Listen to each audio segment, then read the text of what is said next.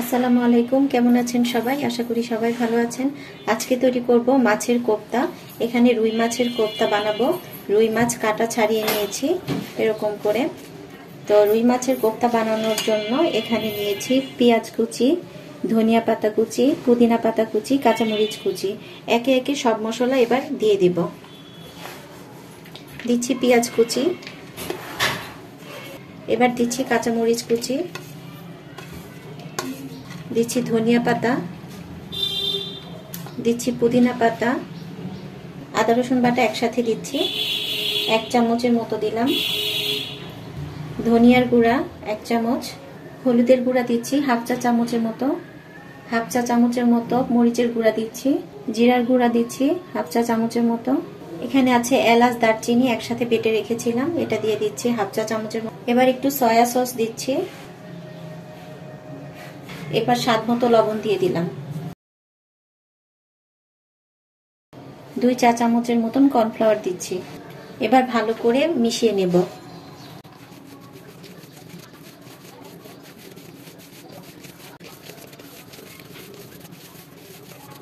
আদা রসুন বাটা কম মনে হয়েছে, আর একটু দিচ্ছি।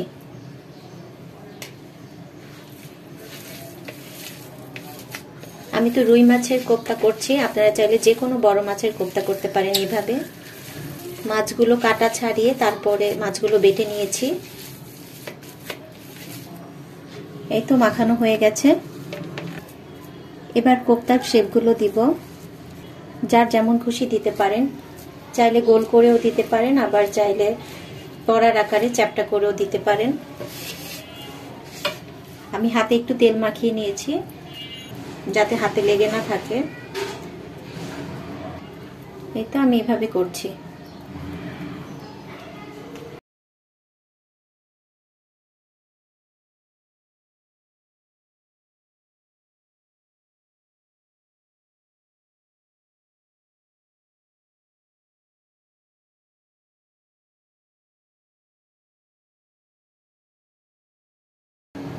সবগুলো কোফতার শেপ দেওয়া হয়ে গেছে। এবার কোফতাগুলো ভেজে নিব। এই তো কড়াইয়ে তেল দিয়ে দিচ্ছি। ডুবো তেলে ভাজবো না, মাছ ভাজার মতন যেরকম তেল দেয় সেরকমই তেল দিব। তেল গরম হয়ে গেছে, এবার কোফতাগুলো ভেজে নেব।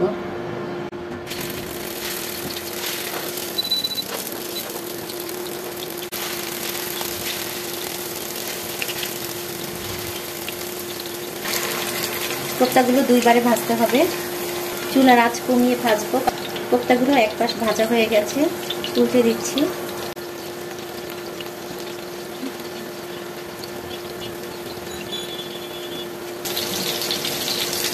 আবার উল্টে পাল্টে দিচ্ছি।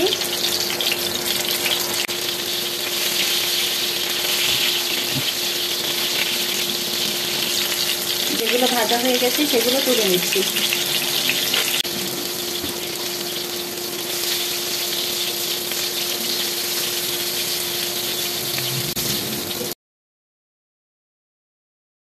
বাকি কোফতাগুলো ভেজে নিচ্ছি।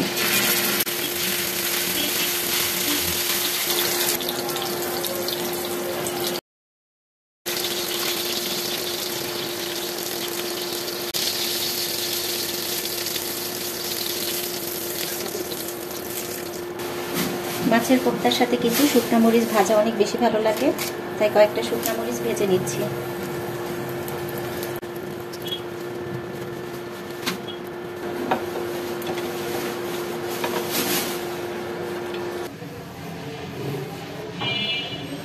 এই তো তৈরি হয়ে গেছে রুই মাছের কোফতা ফ্রাই।